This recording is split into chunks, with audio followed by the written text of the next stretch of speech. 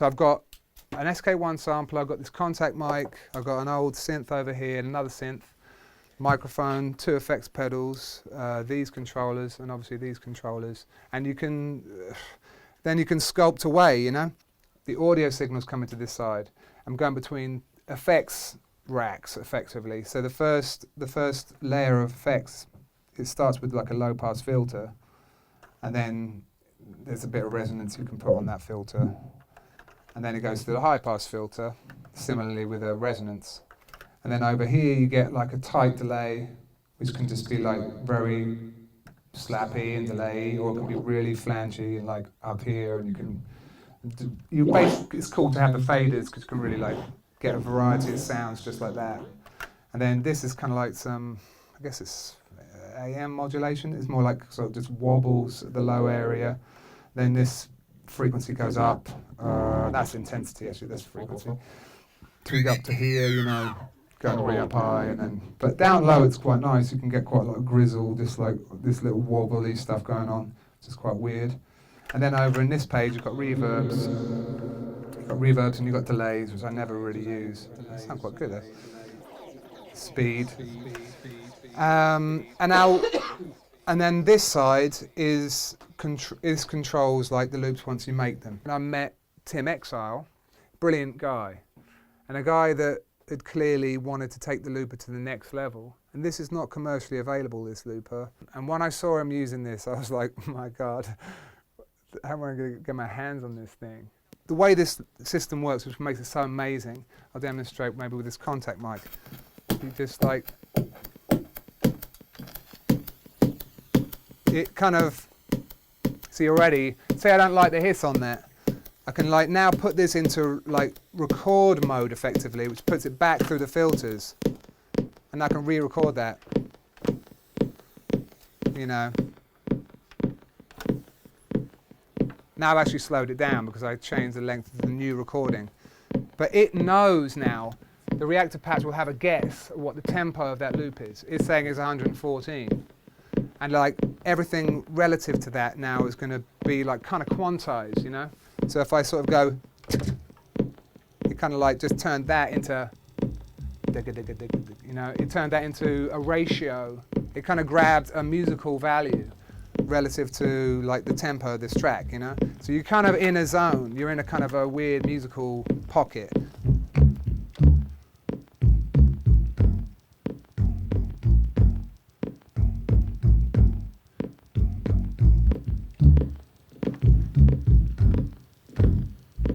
You know, you can re-record what you just did, make a long phrase short, you can make a short phrase long.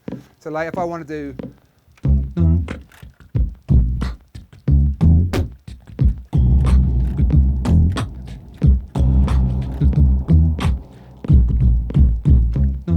all of that stuff got recorded, you know.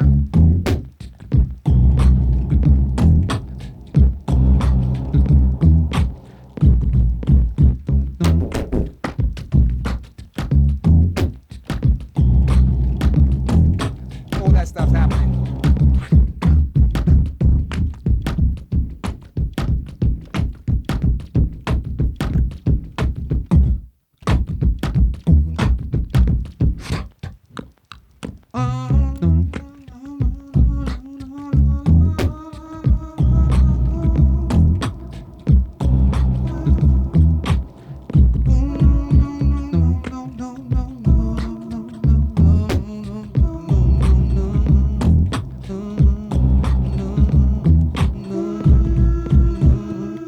This is also another thing that I quite like.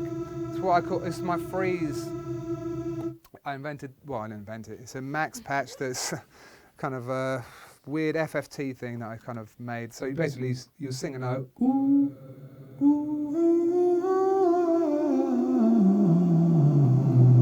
That will just freeze all of those notes. And then all of those notes come back into the sampler. So you can be like,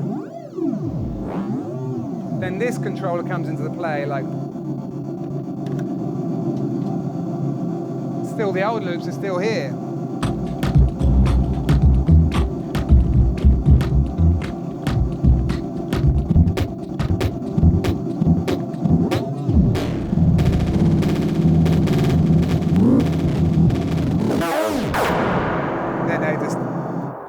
turn the freeze off.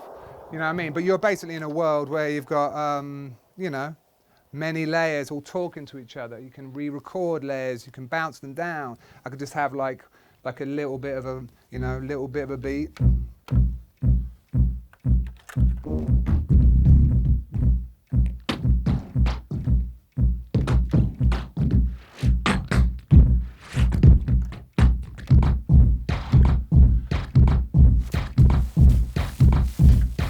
I like this little contact mic.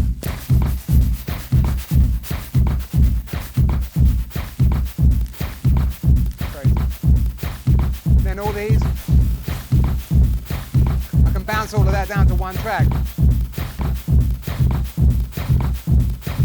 I kind of screwed it up, but you know. That's my high and low pass filter on that layer. So I might want to record some vocals in without all that shenanigans.